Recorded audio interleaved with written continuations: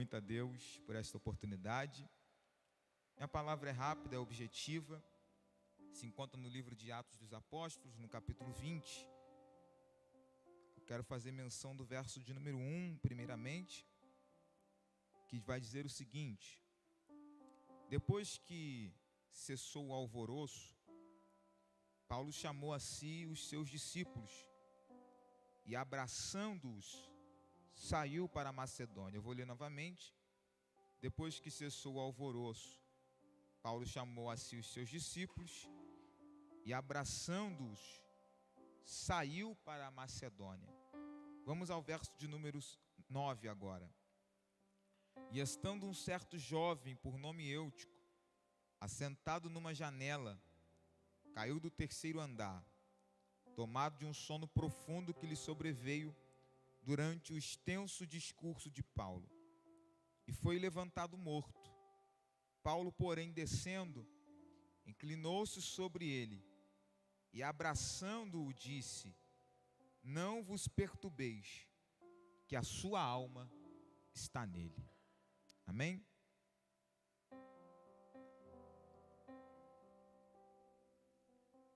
Queridos, o capítulo 20 de Atos começa nos dando uma informação, e essa informação é que Paulo vai chamar a si os seus discípulos, aqueles que lhe acompanhavam. Paulo era alguém que era referencial no meio dos seus, e ele tinha total gabarito, total moral para dizer, por vezes, sede meus imitadores, porque eu sou imitador de Cristo. Quando eu observo, então, esse versículo, sede meus imitadores, como eu sou de Cristo, eu preciso entender que existem atitudes em Paulo que não são atitudes propriamente dele, são reflexos de Cristo. Então, olhando a biografia de Paulo, olhando as histórias, as atitudes dele, eu consigo ver Cristo em Paulo. Há uma frase muito emblemática, muito dita no nosso meio, quando nós vamos tomar alguma atitude, fazer alguma coisa, que dizemos: o que Jesus faria? Talvez isso, de forma implícita, fosse uma via de regra na vida de Paulo. Porque quando ele diz que ele é imitador de Cristo, ele automaticamente está dizendo que as suas atitudes estão condicionadas ao que Jesus faria também. No texto da Santa Ceia, Paulo vai dizer: o que eu recebi do Senhor, eu também ensinei. Ou seja, o ensinar de Paulo não é propriamente dele, ele também ensina, assim como foi ensinado. Ele também passa, assim como ele recebeu. Então, quando eu leio o capítulo 20 de Atos e percebo que o texto começa dizendo que Paulo chama seus discípulos para si, é as mesmas palavras de Marcos capítulo 3, verso 1. Quando Jesus vai escolher os discípulos, o texto vai dizer: e chamou para si os que quis.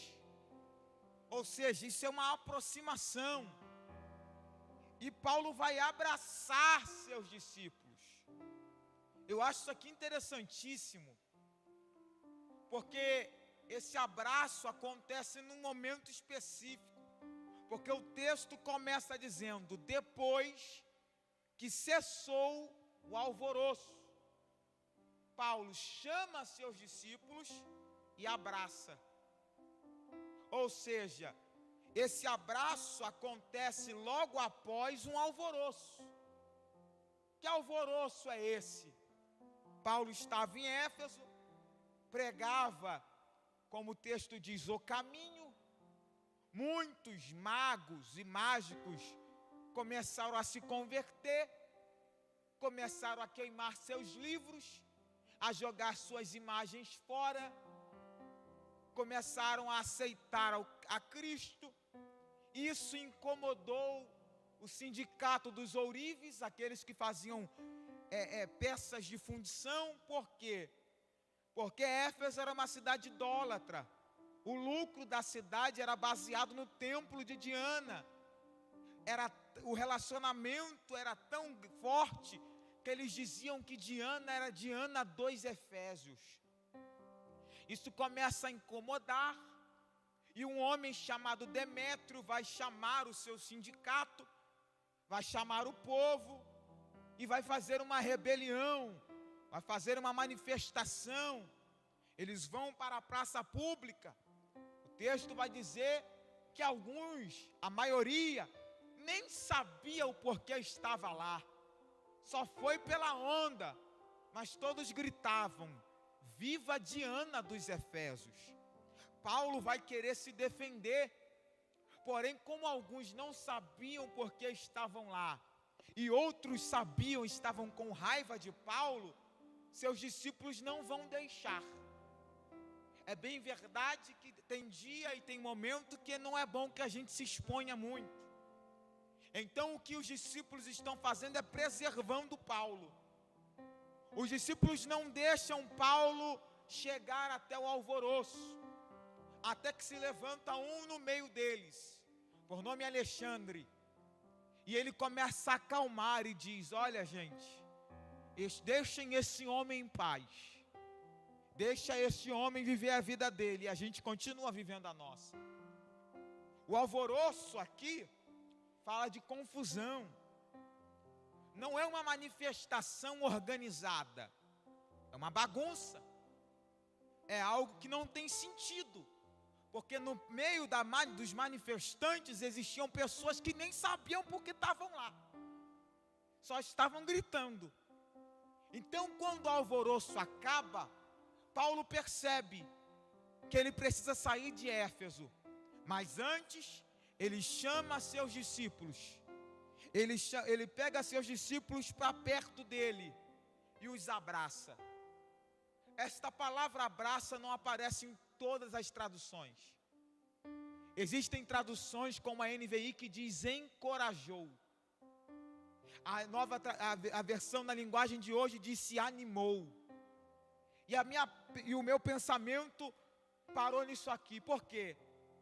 Por que algumas traduções dizem abraçou, mas outras não dizem que ele abraçou, mas sim que ele encorajou e animou? É porque, na verdade, esse abraço tem este mesmo sentido. É mais do que um abraço. Não é um simples abraço. É um abraço que encoraja. É um abraço que anima. Por quê? Porque é possível que os discípulos de Paulo acabem ficando com medo. Porque por causa da pregação do Evangelho se levantou um alvoroço. Por causa da manifestação do Evangelho se levantou opositores. Então qual é a estratégia que Paulo adota? Ele chama para perto e abraça. Esse abraço depois de um alvoroço encoraja. Esse abraço depois de um alvoroço anima. Esse abraço depois de um alvoroço dá vontade de continuar. E quantas das vezes nós passamos alguns alvoroços e tudo que a gente precisa é de um abraço. Por que eu digo que esse abraço é importante? Porque Paulo mesmo disse um dia: eu sou imitador de Cristo. Então, na verdade, eu posso enxergar não só Paulo, eu posso enxergar o que Cristo faz conosco. Ele mesmo disse: eu não vivo mais eu, Cristo vive em mim. Por vezes, Cristo faz isso conosco. Nós acabamos de sair de um alvoroço, e às vezes Ele não fala nada, Ele só nos dá um abraço. Paulo dá um abraço e vai para a Macedônia. Da Macedônia ele vai para a Grécia. Da Grécia ele quer ir para a Síria. Mas só que quando ele está no caminho da Síria, ele fica sabendo que os judeus fizeram ciladas para ele. Então, ao invés de ir para a Síria, ele volta para a Macedônia. Passa mais alguns dias e pede a seus amigos para prepararem um ambiente em Troade. Quando ele chega em Troade, o texto vai dizer que ele passa uma semana. E no último dia ele vai reunir os seus amigos, seus adeptos, seus discípulos, o povo que estava ali, para partir o pão. Ele quer uma comunhão, a última comunhão antes de ele ir embora. A mesa está pronta, mas você sabe como é que crente é. Crente gosta de falar, tanto quanto gosta de comer. Mas só que às vezes a gente gosta mais de falar do que comer. Então Paulo começa a falar. E Paulo começa a falar até meia-noite. Bate meia-noite, Paulo está falando. E a mesa está posta. O povo querendo comer. Mas quem quer parar Paulo, né? Quem tem coragem de dizer, Paulo, a gente está com fome. Quanto mais Paulo fala, mais a gente ouve. Até que se levanta um menino, chega um menino, um jovem. O nome dele é Eutico. Ele chega e durante aquela mesa posta, ele vai olhar aquela cena toda e vai querer se assentar em algum lugar. E a Bíblia vai dizer que ele se assenta onde? Numa janela. Ele chega no ambiente, senta na janela e Paulo pregando. O texto diz que Paulo alarga a sua fala. Porque quanto mais Paulo fala, mais dá vontade de falar. E mais o povo ouve. E Eutico sentado na janela, Eutico subiu ao terceiro andar, senta na janela. Mas Paulo está falando muito. E Eutico começa a ficar com sono.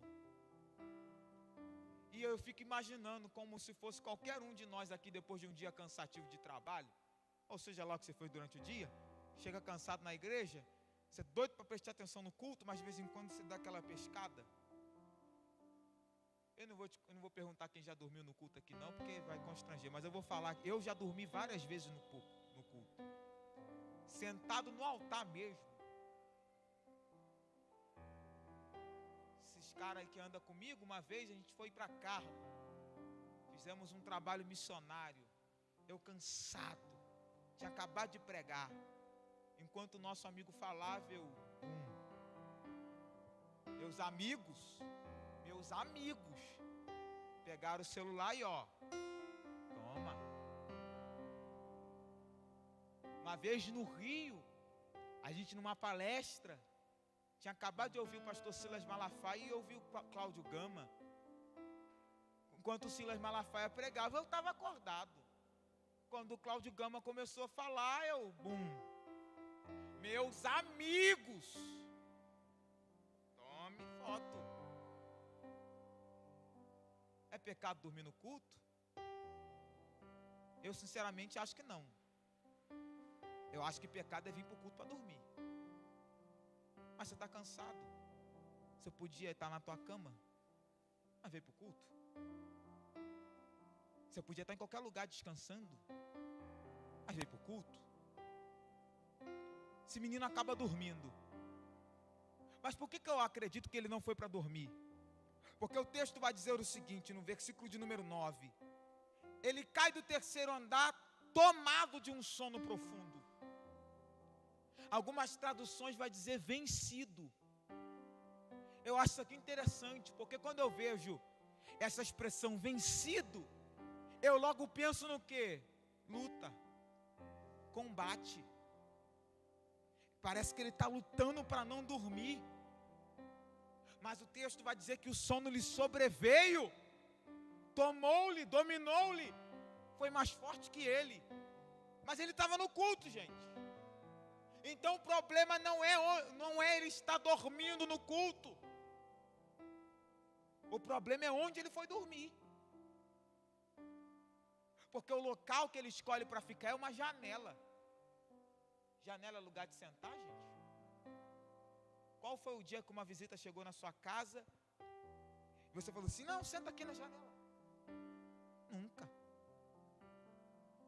Janela é lugar de observação. Ele escolhe, gente, entende isso aqui? Ele entra no cenáculo, ele entra no culto, mas é ele que escolhe onde vai sentar. A primeira lição que eu aprendo aqui é: eu posso ter vindo para cá, seja lá qual for o motivo, mas sou eu que escolho o meu posicionamento aqui dentro.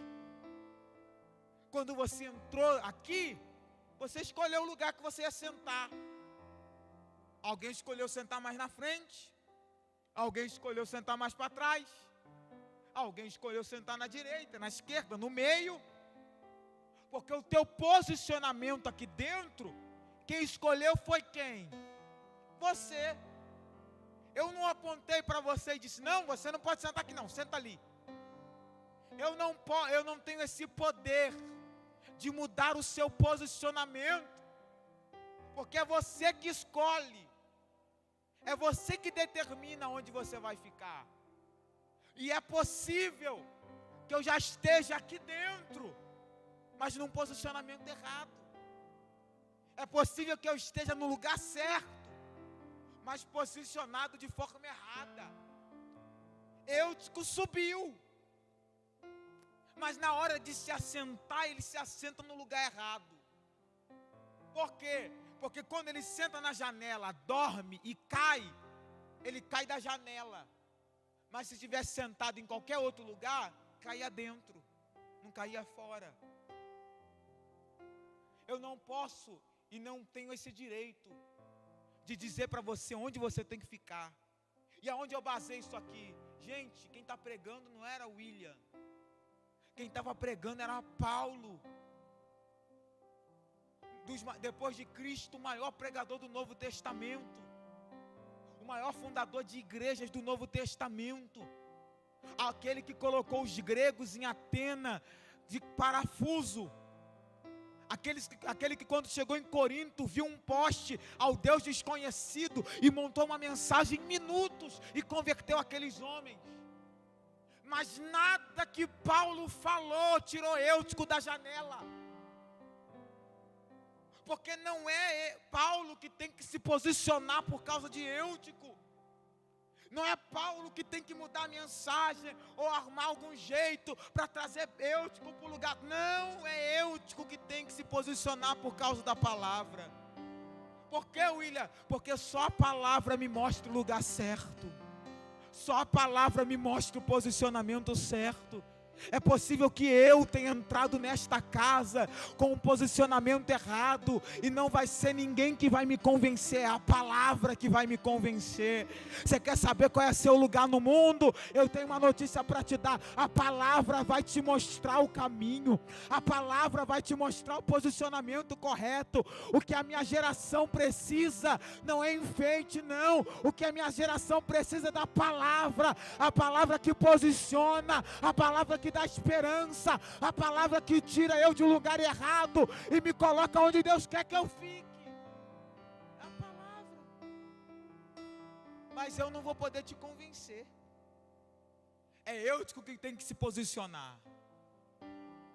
Mas Eutico ficou na janela com uma luta interna, porque ele é vencido nessa luta, nessa de dorme não dorme, cochila não cochila, tosqueneja ou não tosqueneja. Uma hora essa luta é perdida por Eutico. Então ele cai. Quando ele cai, o texto vai dizer que ele é levantado morto. Isso aqui é triste, porque se levantar aqui fala de expor, fala de mostrar. É triste ver alguém que estava lá em cima, mas agora, depois de uma queda, morreu. É triste ver alguém que subiu 3 andares, sofreu uma queda que lhe derrubou. Alguns pegam a morte de Eutico e levantam, expõem. Já percebeu que no nosso meio tem alguns assim? Que observando a morte de alguns, expõem, levantam para todo mundo ver. Aqui ó, morreu. Apontam dizendo: ficou sabendo de fulano? Morreu. Porém o verso 10 vai dizer assim: Paulo, porém, descendo. Quando Paulo percebeu que alguém morreu durante a sua mensagem, ele para de pregar. Porque o fato de ver alguém morto durante a mensagem dele não lhe permite que ele continue pregando. Porque Paulo não é insensível, gente. O problema é que nós estamos vendo pessoas caindo na nossa frente. E a gente diz: não tem nada a ver com isso. Ninguém mandou dormir durante a mensagem. Ninguém mandou dormir enquanto eu estava falando. Eu não tenho nada a ver com isso. Ei, querido, se você não consegue parar de fazer o que você faz por causa de alguém que está caído, você não é digno da posição que está. Me desculpe, mas você pode ser o melhor cantor, o melhor pregador, o melhor empresário, você pode ser o melhor pai de família, mas se você não consegue parar para ajudar quem caiu, você não é digno da posição que está.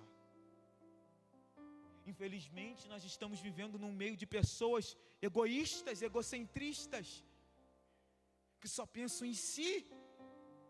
E o importante é eu continuar pregando. O importante é eu continuar cantando. O importante é eu continuar ganhando meu dinheiro. Eu não posso descer, porque a minha posição é muito alta. A minha posição é muito elevada. O que vão dizer se me virem descendo? O que vão falar de mim se me virem entrando lá? O que vão falar de mim se me virem conversando com tal pessoa? Vão falar que eu caí também. E tem uma grande diferença entre cair e descer. Se eu não consigo descer por causa de quem caiu, eu nunca fui digno de estar em cima. Mas Paulo contraria todas as expectativas e desce por causa de alguém que caiu. Eu vejo Cristo em Paulo, já te explico por quê. Ele desce, ele olha o rapaz morto, e sabe o que Paulo faz? Paulo não aponta, Paulo se inclina e abraça. Paulo faz o quê? Diga comigo forte: abraça. Diga mais forte: abraça. Isso aqui é para você nunca mais esquecer. Porque Paulo, quando viu alguém morto, ele abraçou. Mas qual foi o último abraço que Paulo deu? Nos discípulos. Os discípulos estavam mortos. Os discípulos estavam vivos. Paulo tem essa capacidade, sabe? Ele chama para perto quem está vivo, mas chega perto de quem está morto. Por que eles têm que chegar perto de quem está morto? Os discípulos ele chama para perto, porque discípulo pode chegar perto de mim, morto não. Quando é morto, sou eu que tenho que ir até ele. O problema é que nós só queremos abraçar quem vem até nós. O problema é que nós só queremos abraçar quem tem alguma coisa para nos oferecer. O problema é que a gente só quer perto quem tem dinheiro. A partir do momento que não pode me proporcionar mais nada, eu quero é bem longe. Dizemos acerca do sacerdote e do levita, que deixaram aquele homem na beira do caminho, passaram de largo, mas por vezes somos até piores. Porque criticamos quem não faz, mas também não fazemos. Eu vejo Cristo em Paulo, porque Paulo está abraçando quem não pode abraçá-lo. Paulo está, oh aleluia, Paulo está abraçando quem não pode estender o braço para abraçar de volta. Ser crente é isso, é entregar, mas nem sempre receber de volta. É investir, mas nem sempre ter retorno. É abraçar quem está vivo, mas abraçar também quem está morto. Eu vejo Cristo em Paulo. Porque Paulo abraça e fala, a alma dele está aqui. Que alma, Paulo, se está morto? Quem levantou disse, morreu. Mas Paulo foi o único que chegou perto o suficiente para sentir que o corpo está morto, mas a alma está viva. Porque só quem abraça tem essa capacidade de ver vida onde todo mundo vê morte. Sabe o que eu vim te dizer? Não tenha medo de se aproximar de quem morreu, porque Deus quer te dar uma visão diferente das situações. Aonde você vê morte, Deus quer te mostrar vida. Aonde você vê causa perdida, Deus quer te mostrar recomeço. Eu não sei quem entende o que o Espírito Santo está dizendo para nós, mas talvez na tua vida tenha uma situação que todo mundo diz que morreu, mas Deus está dizendo, se você chegar perto o suficiente, eu vou te mostrar que ainda tem vida, aonde todo mundo diz que está morto. Eu vejo Cristo em Paulo. Porque quando Paulo abraça Eutico e diz, a alma dele ainda está lá, Paulo sobe de volta. E quando Paulo sobe, ele continua pregando. E logo depois, o jovem é levantado vivo e reposicionado no terceiro andar. Sabe por que eu vejo Cristo em Paulo? Porque enquanto Paulo falava, alguém caiu. Mas só que quando alguém caiu, ele não continuou lá em cima. Ele resolveu descer. E quando ele desceu, ele deu um abraço em quem estava morto. E o abraço que Paulo deu em quem estava morto, deu vida. E quando essa pessoa recebeu a vida que estava em Paulo através do abraço, Paulo sobe. Passa um certo tempo, quem estava morto e recebeu vida através do abraço, sobe também. Eu vejo Cristo em Paulo. Porque Paulo estava lá em cima. Mas ele viu que no meio do percurso alguém caiu. E alguém perguntando, e aí Paulo, o que você vai fazer? Paulo olhou e disse, eu vou descer. E quando Paulo desceu, Paulo deu um abraço em quem estava morto. E quem estava morto, através do abraço de Paulo, recebeu vida. Mas Paulo subiu. E aquele que estava embaixo, recebeu vida através do abraço, foi levado para onde Paulo estava. Sabe por que eu vejo Cristo em Paulo? Porque assim como Paulo, Cristo estava lá em cima. Mas assim como o Eutico, a humanidade também caiu. Mas só que depois da queda, assim como Paulo, Cristo não ficou lá em cima. Ele disse, eis-me aqui, envia-me a mim. Assim como Paulo, Cristo desceu e nos deu um abraço. E sabe o que esse abraço fez em quem estava morto? Deu vida, e vida com abundância. Mas só que assim como Paulo, Cristo subiu. E fiquem em paz, porque daqui a alguns momentos também subiremos para onde Ele está. Sabe por que eu vejo Cristo em Paulo? Porque quando Paulo olhou lá de cima, ele não desistiu de quem estava morto. Ele deu um abraço em quem estava morto.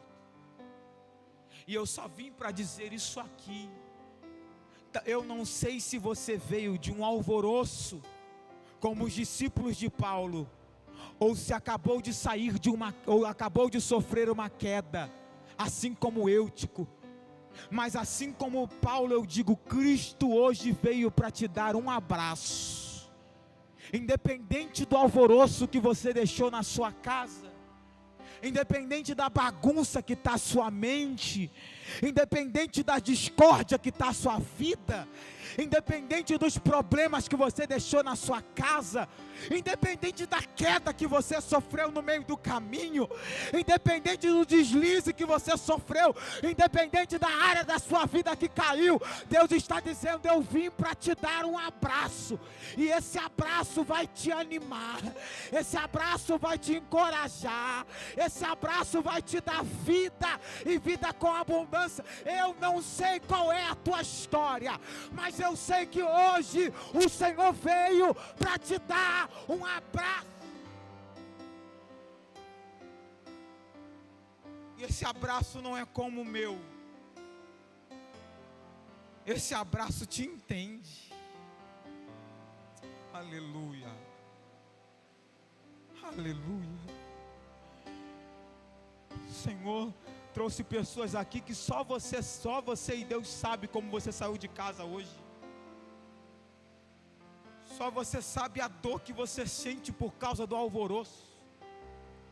Só você sabe o medo que é ter que saber que você acabou de sair, mas quando voltar vai continuar a mesma bagunça. Tem gente aqui que não se sente digno de Deus porque caiu. Não aceita que possa receber algo de Deus porque pecou. E Deus está dizendo: eu não estou perguntando para você qual é a tua história, eu só estou te dizendo: receba meu abraço, porque meu abraço é maior do que sua queda. O meu amor, aleluia, o meu abraço é maior do que as suas pendências. O meu abraço é maior do que seus problemas. Eu não sei quem entende a palavra que o Espírito Santo deposita no nosso coração esta noite, mas Deus está dizendo: eu te trouxe aqui para te dar um abraço, e o meu abraço é tudo o que você precisa. Feche os teus olhos aí. Porque não é a minha palavra, é o abraço dele. Não é a minha eloquência, não, gente, é o abraço dele. Aleluia. Tem gente que só precisa ressentir o Espírito Santo te abraçar de novo. Tem gente que está aqui, mas tentou se matar semana passada, mas o Espírito Santo ainda está querendo te abraçar. Tem gente aqui que se sente abandonado por todos, mas o Espírito Santo não te abandonou, ele ainda te abraça. Tem gente que está enfrentando crises que só você e Deus sabem.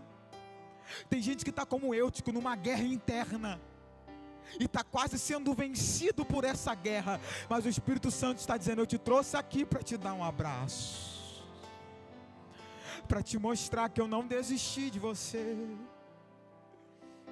Oh, aleluia, aleluia. Seguro estou nos braços daquele que nunca me deixou.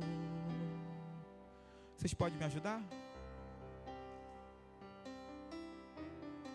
O seu amor perfeito sempre esteve repousado em mim.